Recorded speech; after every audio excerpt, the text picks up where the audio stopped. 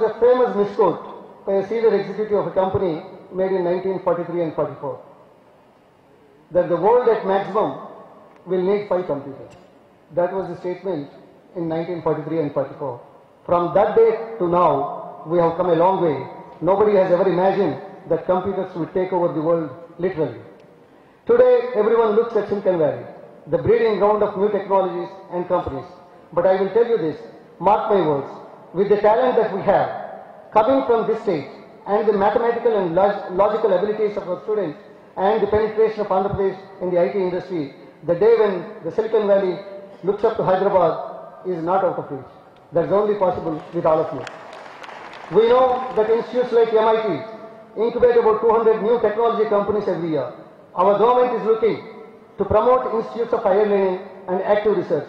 We need students who think of out of the box, who can challenge the set ideas, and who can create a new world of opportunities.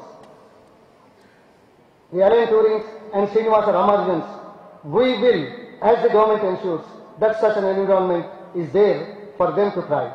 Thanks to the foresight and leadership of our Prime Minister, late Sri Rajiv Gandhi, we have entered into the 21st century as a strong and fast-growing economy in the world. This resulted in enormous plan outlays for human resources development, technical talent pool enhancement, liberalized exim policies, generous infrastructure development, and arrival of multinational technology giants in India. From 8,000 crores to 50,000 crores, our IT exports in the last 6 years have bloomed. Our IT employment has gone up from 80,000 in 2004 to over 300,000 now. The number speaks. We have the infrastructure.